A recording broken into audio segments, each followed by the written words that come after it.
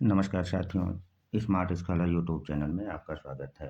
आज हम लोग मौलिक अधिकार से संबंधित विभिन्न प्रतियोगी परीक्षाओं में जो महत्वपूर्ण प्रश्न पूछे जा सकते हैं, उससे संबंधित टेस्ट सीरीज को हल करेंगे। और मुझे ये पूरा विश्वास है कि यदि इसमें जो 20 प्रश्न हमने बनाए हुए हैं, यदि इन 20 प्रश्नों को आप हल कर लेते हैं, तो मौलिक अधिकार से यदि कोई प्रश्न पूछा जाएगा किसी भी प्रतियोगी परीक्षा में, तो आप निश्चित रूप से उसको सही करके आएंगे। तो चलिए हम पहले प्रश्नों पर विचार करते हैं कि पहला प्रश्न क्या है। तो पहला प्रश्न है, मूल अधिकार के विषय में आपको बताना है कि क्या सत्य है। ए विकल्प, मूल अधिकार संयुक्त राज्य अमेरिका के संविधान से लिया गया है। विकल्प बी, संविधान के भाग 3 में अनुच्छेद 12 से 35 तक इसका उल्लेख है। और सी विकल्प लिखा हुआ है कि संविधान के भाग 3 को भारत का मैग्ना कार्टा कहा जाता है। अब आप लोग उपरोक्त सभी विकल्पों को ध्यान से समझिए और उत्तर दीजिए कि चारों जो विकल्प हैं, इसमें सत्य क्या है। तो उपरोक्त सभी कथन सत्य हैं। वो कैसे? जो मूल अधिकार संयुक्त राज्य अमेरिका के संविधान से लिया गया है, वह अमेरिकी संविधान के बिल ऑफ राइट से लिया गया है। अब हम क्वेश्चन नंबर 2 को पढ़ेंगे और आप उसका उत्तर दीजिए कि मूल अधिकार की क्या विशेषता है। ए विकल्प में लिखा है, मूल अधिकार न्यायोचित हैं। मूल अधिकार व्यक्ति को राज्य के खिलाफ प्राप्त अधिकार हैं। मूल अधिकार अस्थायी हैं। और विकल्प ए व बी दोनों सत्य हैं। बहुत ध्यान से आप लोग इसको पढ़ लीजिए। तो मूल अधिकार न्यायोचित हैं, ये सत्य है, क्योंकि अनुच्छेद 32 के तहत जो संवैधानिक उपचारों का अधिकार है, उसमें सुप्रीम कोर्ट को मूल अधिकारों को परिवर्तनीय कराने का अधिकार है। और विकल्प बी भी सही है, यह राज्य के खिलाफ प्राप्त अधिकार है। और विकल्प सी, मूल अधिकार अस्थायी हैं, तो यह विकल्प गलत है। क्यों गलत है? क्योंकि मूल अधिकारों में समय समय पर संशोधन किया गया है और आगे भी किया जा सकता है। इसलिए मूल अधिकार की जो प्रकृति है वो अस्थायी नहीं है, अर्थात परिवर्तनीय है। यही विकल्प गलत है। अतः आपका जो उत्तर होगा डी होगा, यानी ए बी ही सत्य है, यानी इनकी यही विशेषता है। चलिए अब हम लोग मूल अधिकार के विषय में क्या सत्य नहीं है उसको आपको छांटना है, बताना है। मूल संविधान में मूल अधिकारों की जो संख्या थी वो 7 थी। राष्ट्रीय आपातकाल अनुच्छेद 352 के दौरान अनुच्छेद 20 व 21 छोड़कर समस्त मूल अधिकार निलंबित किए जा सकते हैं। सी ऑप्शन में लिखा हुआ है कि संवैधानिक उपचारों का उल्लेख अनुच्छेद 31 में है। और डी ऑप्शन को आप लोग पढ़िए, समानता का अधिकार अनुच्छेद 14 से 18 में वर्णित है। तो जो मूल संविधान है उसमें मूल अधिकारों की संख्या 7 थी। और जिसे 44वें संविधान संशोधन, किस संविधान संशोधन? 44वें संविधान संशोधन 1978 के द्वारा जो संपत्ति का अधिकार था, अनुच्छेद 19 एक 4 तथा अनुच्छेद 31 में वर्णित था, उसे हटा करके अनुच्छेद 301 ए में विधिक अधिकार बना दिया गया है। अर्थात विकल्प ए सही है।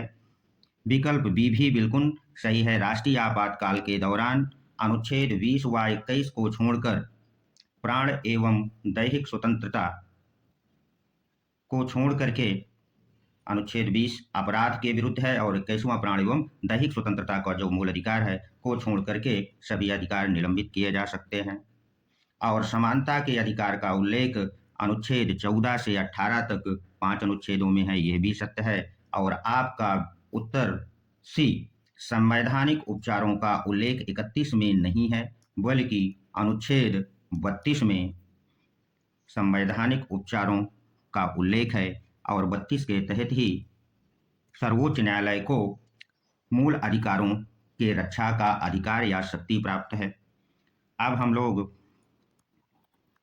प्रश्न संख्या 4 को हल करेंगे। 3 तक यदि आप लोगों ने ईमानदारी से कमेंट्स में जरूर बताइएगा कि आप क्या बिना किसी सहारे के हल कर पा रहे थे। यदि हल कर पाते हैं तो निश्चित तौर पर मानिए कि आपकी बेसिक जानकारी ठीक है। अगर नहीं है तो आपको थोड़ी सी और मेहनत करने की जरूरत है। चलिए अब हम लोग प्रश्न संख्या 4 पर विचार कर लें।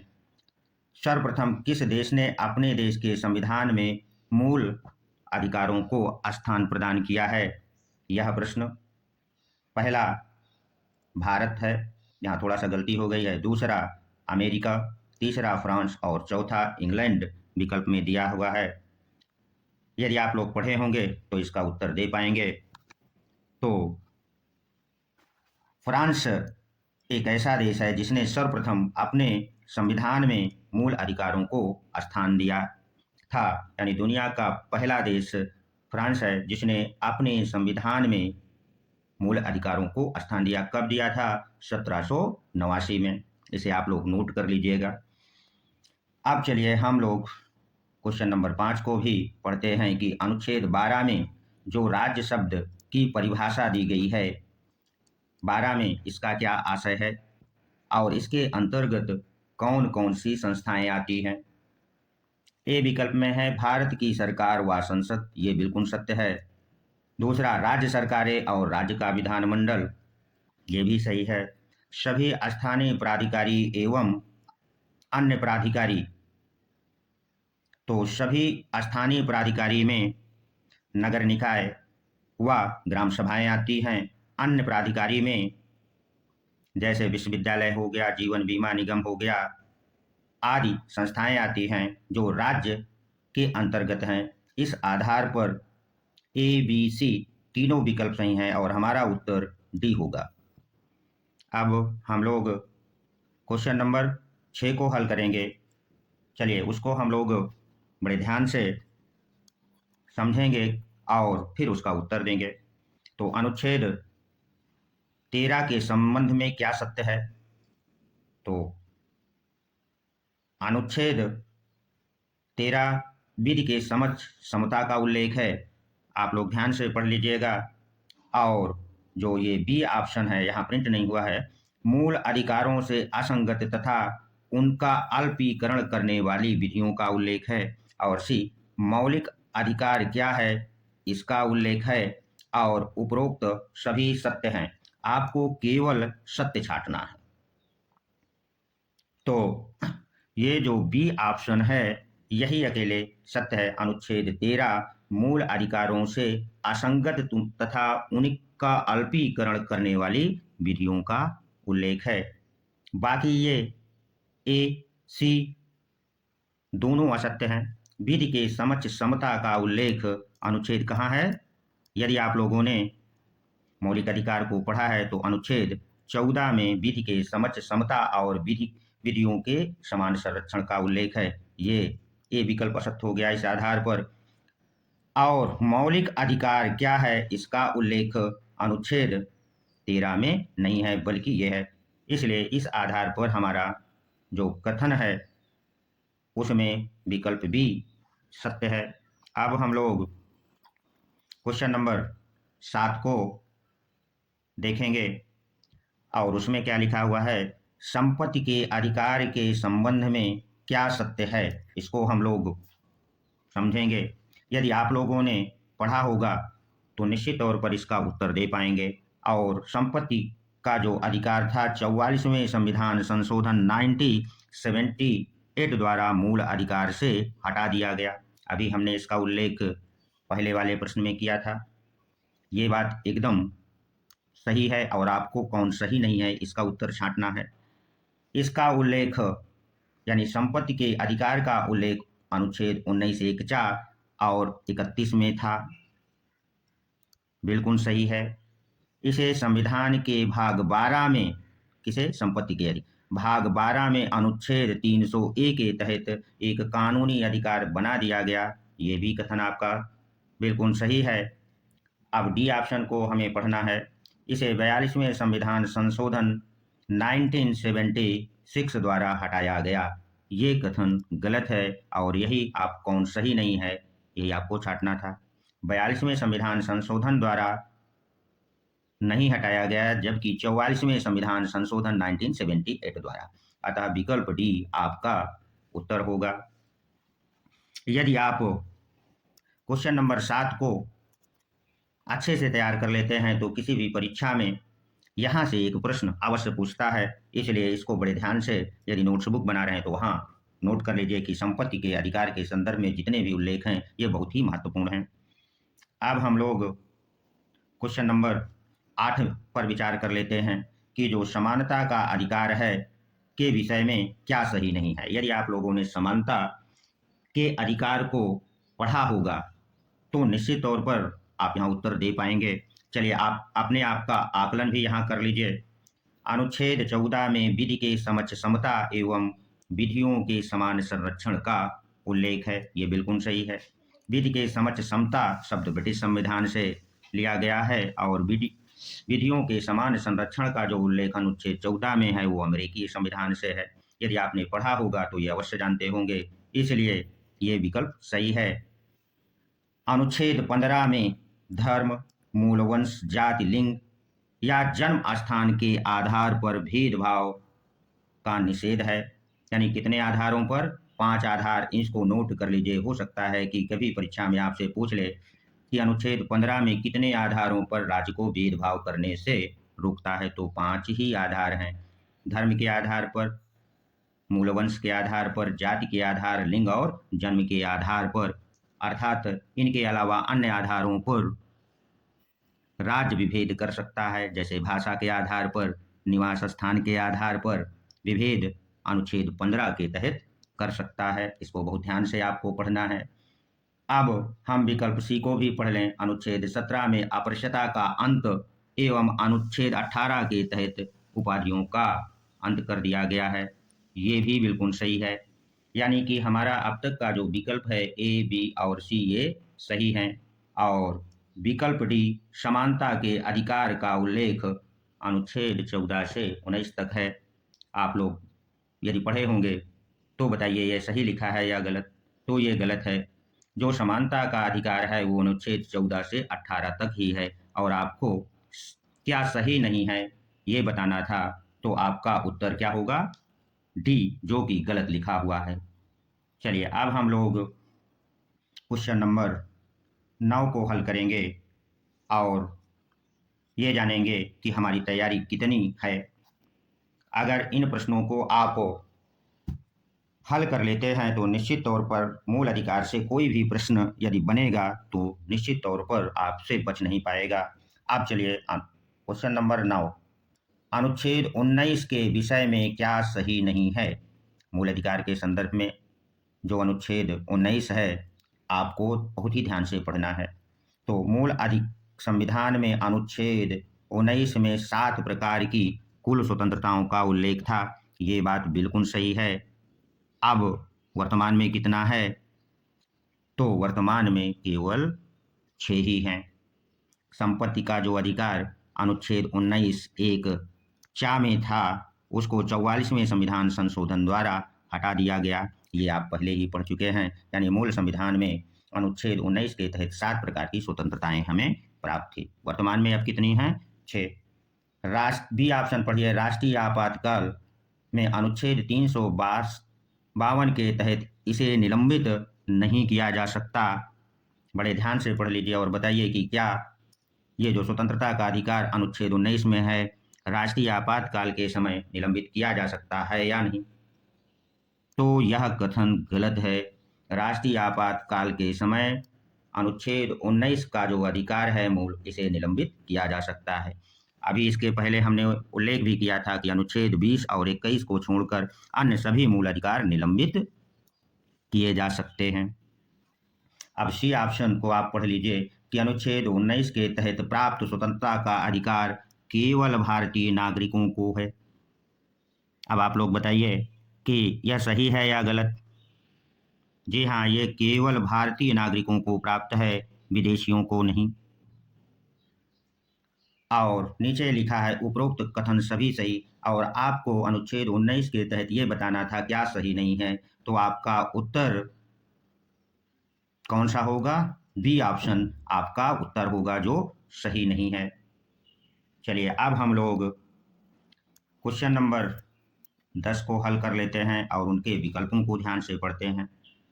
हो सकता है कि यह वीडियो थोड़ा सा लंबा हो जाए, इसलिए यदि आप सही अर्थों में तैयारी करना चाहते हैं और मूल अधिकार के फैक्ट को, जो तथ्य लिखे हैं, सही तरह समझना चाहते हैं तो आपको सब्र करना पड़ेगा, धैर्य रखना पड़ेगा। चलिए अनुच्छेद 10, क्वेश्चन नंबर 10 में अनुच्छेद 21 ए, यहाँ ए होना चाहिए, थोड़ा सा मिसप्रिंट है, इसको आप समझ लीजिएगा। प्रारंभिक शिक्षा का अधिकार जो अनुच्छेद 21 ए में लिखा हुआ है कब जोड़ा गया? यहाँ से बहुत बार प्रश्न पूछा गया।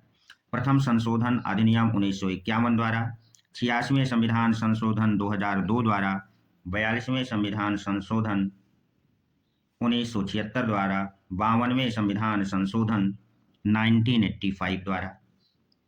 तो यहाँ पर विकल्प बी सही होगा। इसे 86वें संविधान संशोधन द्वारा प्रारंभिक शिक्षा के अधिकार को मौलिक अधिकार बना दिया गया अनुच्छेद 25 ए के तहत।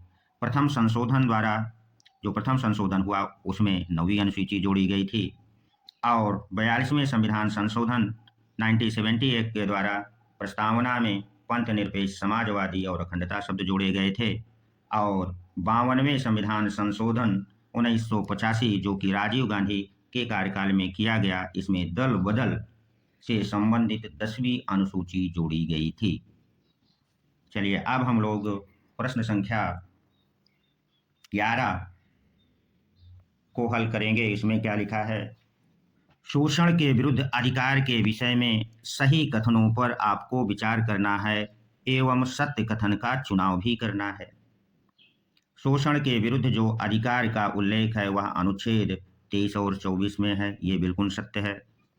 अनुच्छेद 24 में 14 वर्ष से कम आयु के बालकों को कारखानों, खानों, जोखिमपूर्ण काम के नियोजन पर प्रतिबंध करता है। यह भी बात सही है कि कारखानों, खानों और जोखिम, विकल्प भी सही है।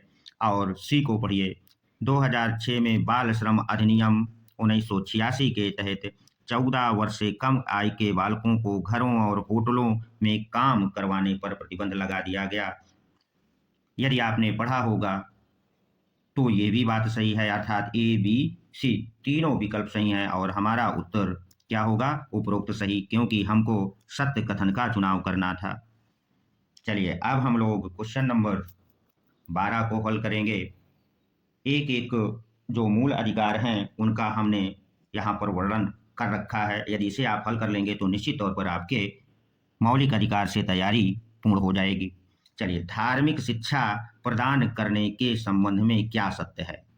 तो धार्मिक शिक्षा राज्य द्वारा पूर्णतया पोषित शिक्षण संस्थाओं में धार्मिक शिक्षा प्रदान नहीं की जा सकती, ये कथन बिल्कुल सत्य है।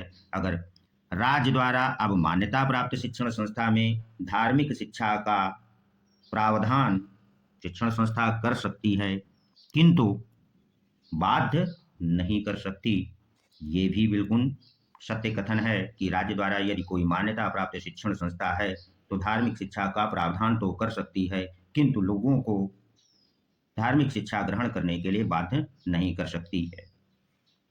जैसे मुस्लिम या अल्पसंख्यकों द्वारा जो शिक्षण संस्थाएं खोली जाती हैं और राज्य द्वारा मान्यता प्राप्त हैं, तो वहाँ पर धार्मिक शिक्षा तो प्रदान की जा सकती है, किंतु उन्हें धार्मिक शिक्षा ऐसे विद्यार्थियों को प्राप्त करने के लिए बाध्य नहीं किया जा सकता। अब सी विकल्प को भी ध्यान से पढ़ लीजिए। राज्य द्वारा आर्थिक सहायता प्राप्त शिक्षण संस्थाओं में धार्मिक शिक्षा दी जा सकती है, किंतु बाध्य करके नहीं। मान्यता प्राप्त शिक्षण संस्थाएं हो गई, राज्य द्वारा वित्त पोषित हो गई, पूर्णतया विश्व। और यदि आर्थिक सहायता प्राप्त कोई संस्था है तो उसमें धार्मिक शिक्षा दी जा सकती है कि नहीं, आप बताइए। जी हाँ, बिल्कुल दी जा सकती है, किंतु बाध्य करके नहीं। अर्थात अगर आप ध्यान से देखें तो पूर्णतया राज्य द्वारा जो पोषित संस्था है, जैसे जीआईसी हो गया, गवर्नमेंट कॉलेज हो गए, उसमें तो धार्मिक शिक्षा देने पर पूर्णतया मनाही है। क्यों मनाही है? क्योंकि हमारी उद्देशिका में धर्मनिरपेक्ष राज्य की कल्पना की गई है। बाकी राज्य द्वारा मान्यता प्राप्त और आर्थिक सहायता प्राप्त शिक्षण संस्थाओं में धार्मिक शिक्षा दी जा सकती है, किंतु बाध्य करके नहीं। इस आधार पर आपका जो उपरोक्त सभी विकल्प क्या हो जाते हैं? सही हो जाते हैं। सच बताइए कि आपको इसकी जानकारी थी या नहीं थी। आप चलिए कमेंट में जरूर बताइएगा। अनुच्छेद, अब क्वेश्चन नंबर 13 को देख लेते हैं। अनुच्छेद 20 से 28 यहाँ मिसप्रिंट है, में धार्मिक स्वतंत्रता के अधिकार का उल्लेख है और ये किन्हें प्राप्त है आपको बताना है। जो धार्मिक स्वतंत्रता का उल्लेख अनुच्छेद 20 से 28 तक वर्णित है, किन लोगों को प्राप्त है? क्या आप लोगों ने पढ़ा है या केवल भारतीयों को प्राप्त है? समझिए, भारतीय एवं विदेशियों दोनों को प्राप्त है, केवल हिंदुओं को प्राप्त है, उपरोक्त में से कोई नहीं। चलिए थोड़ा सा दिमाग पर प्रेशर डालिए और इस प्रश्न का उत्तर आपको बताना है। मुझे लगता है कि आप ए विकल्प को समझ रहे होंगे। अगर ए विकल्प उत्तर दे रहे हैं तो आपका उत्तर गलत है।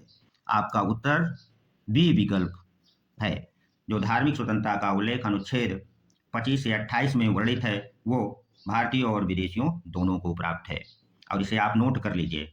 हो सकता है कि आपके टीजीटी, पीजीटी, असिस्टेंट प्रोफेसर परीक्षा में यहाँ से प्रश्न बन जाए। अब हम लोग क्वेश्चन नंबर 14 पर नजर दौड़ाएंगे कि इसमें क्या लिखा है। इसमें सूची 1 और सूची 2 का मिलान करना है। सूची ए में समानता का अधिकार, स्वतंत्रता का अधिकार, संस्कृति एवं शिक्षा का अधिकार और धर्म की स्वतंत्रता का उल्लेख है। इसको मिलाना है। तो समानता का अधिकार कहाँ से कहाँ तक है, आप लोग बताइए। तो समानता का अधिकार अनुच्छेद 14 से 18 तक, यानी कि ए का दूसरा ऑप्शन सही है। और स्वतंत्रता का अधिकार कहाँ है, बताइए। स्वतंत्रता का अधिकार 19 से 22 तक है। और संस्कृत एवं शिक्षा का अधिकार जो है वो 29 से 30 में है। और अभी अभी पढ़े हैं धार्मिक स्वतंत्रता का अधिकार जो 25 से 28 में वर्णित है। यहाँ मिसप्रिंट है, इसको आप 20 मत समझिएगा। अब इस आधार पर आपका विकल्प क्या सही है? तो ए का दूसरा और बी का तीसरा और सी का पहला और डी का चौथा ऑप्शन आपका सही होगा। तो इस आधार पर जो बी विकल्प है वो सत्य है, दूसरा, तीसरा और पहला व चौथा। कभी कभी परीक्षाओं में सूचियों से को मिलान करने से प्रश्न पूछ लेता है। और यदि आप जो 6 प्रकार की स्वतंत्रताएं वर्तमान में मूल अधिकार दिए गए उनको भली बात तैयार किए हैं, तो निश्चित तौर पर इसका आप उत्तर दे पाएंगे। अब चलिए हम लोग क्वेश्चन नंबर 15 में क्या उल्लेख है, कैसे हल करना है, इसको हम समझेंगे। अनुच्छेद 15 न्यायिक पुनर्अवलोकन के विषय में जो हाई कोर्ट और सुप्रीम कोर्ट दोनों को प्राप्त है, इसके विषय में हमको पढ़ना है। अनुच्छेद 32 के तहत उच्चतम न्यायालय को यह शक्ति प्राप्त है, ये बात बिल्कुल सही है। तथा अनुच्छेद 226 के तहत उच्च न्यायालय को यह शक्ति मिली है, ये भी सही है। और न्यायिक पुनर्अवलोकन की जो प्रक्रिया है वह संयुक्त राज्य अमेरिका से ली गई है, यह भी सही है। अर्थात हमारा जो ए बी सी तीनों कथन सही है, तो उत्तर हमको डी लगाना है, क्योंकि उपरोक्त सभी कथन सही है।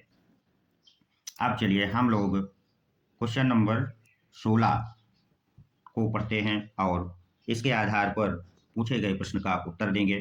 तो 16 में लिखा, अनुच्छेद 26 में वर्णित धार्मिक कार्यों के प्रबंधन, यहाँ ध्यान दीजिएगा, धार्मिक कार्यों के प्रबंधन की स्वतंत्रता का उल्लेख किनके लिए हुआ है?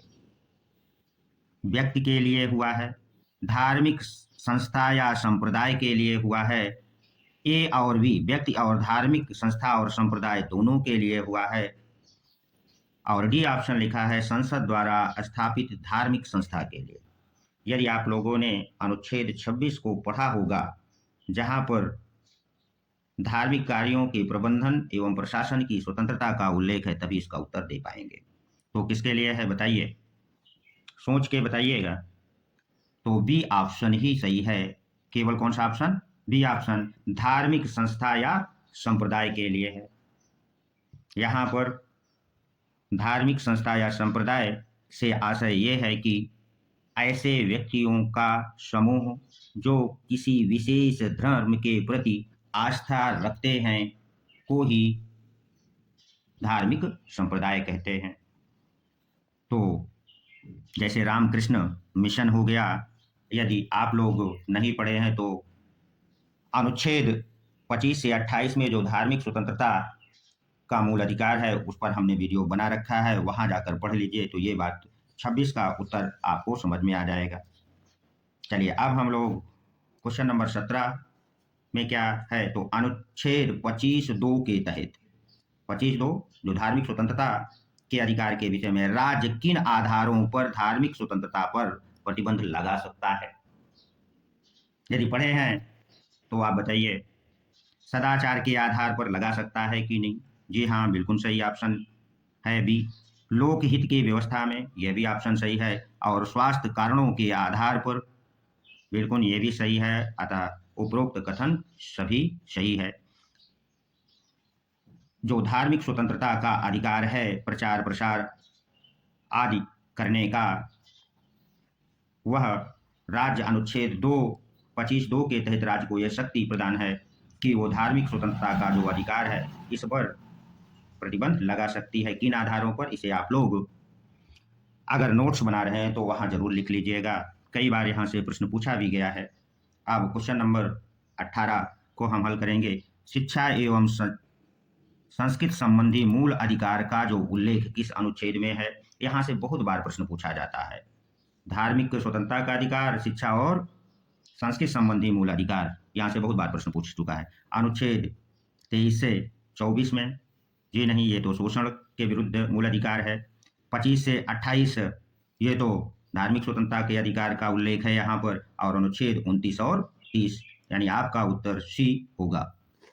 चलिए अब हम लोग क्वेश्चन नंबर 19 को हल करते हैं। उसमें क्या लिखा हुआ है, तो अनुच्छेद 32 जो संवैधानिक उपचारों के मूल अधिकार का उल्लेख है के विषय में क्या सही है?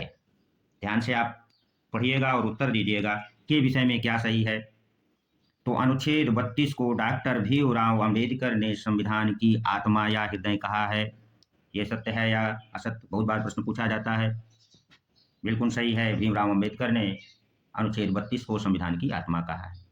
फिर अनुच्छेद 32 के तहत आप और जान लीजिए, अनुच्छेद 32 के तहत मूल अधिकारों की रक्षा करने का अधिकार उच्चतम न्यायालय को है, अर्थात ये भी सही है। और हाई कोर्ट को मूल अधिकारों के रक्षा करने का जो अधिकार दिया गया है वो हमारे संविधान के अनुच्छेद 226 के तहत प्राप्त है।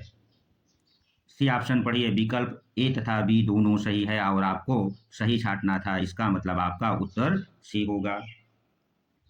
अब टेस्ट सीरीज के आखिरी प्रश्न जो बचा हुआ है उसको हम लोग हल करेंगे। तो जो टेस्ट सीरीज का आखिरी हमारा प्रश्न है कि धार्मिक शिक्षा से क्या अभिप्राय है और इसमें किसी विशेष धर्म और उसमें जो विविध पहलू हैं वो क्या हैं। तो धार्मिक शिक्षा में विश्वास आता है, बिल्कुल सही है। जो भी अनुष्ठान है, कर्मकांड जिसको आप लोग कहते हैं, वो भी है। रीति रिवाज और संस्कार आते हैं, जो भी हमारे परंपराएं, रीति रिवाज हैं और संस्कार हैं आते हैं, अर्थात उपरोक्त सभी आते हैं। और उपरोक्त यानी धार्मिक शिक्षा के अंतर्गत विश्वास, अनुष्ठान, रीति रिवाज और संस्कार उपरोक्त सभी आते हैं और इसी को ही हम धार्मिक शिक्षा कहते हैं। यदि कहीं पर भी इस प्रकार की शिक्षा प्रदान की जाती है तो जहां विश्वास, अनुष्ठान, रीति रिवाज और संस्कारों से संबंधित शिक्षा प्रदान की जाती है तो वो धार्मिक शिक्षा कहलाती है। समझ गए हैं कि धार्मिक शिक्षा के अधिकार के अंतर्गत क्या। अगर यह टेस्ट सीरीज आपको अच्छी लगी है तो चैनल को सब्सक्राइब अवश्य कर दें। ऐसे छात्र जो पहली बार इसको हल कर रहे थे, हो सकता है थोड़ी बहुत कठिनाई आपको हुई होगी, तो हमने मूल अधिकार पर कंप्लीट प्लेलिस्ट पहले ही बना दिया है। वहां से जा करके आप उसे पढ़ लीजिए, फिर इसे हल करिएगा और फिर कमेंट्स में बताइएगा कि आप लोगों ने कितना हल किया। धन्यवाद। मिलते हैं अगले वीडियो में। अगला हमारा जो वीडियो होगा राज्य का नीट निदेशक तत्व।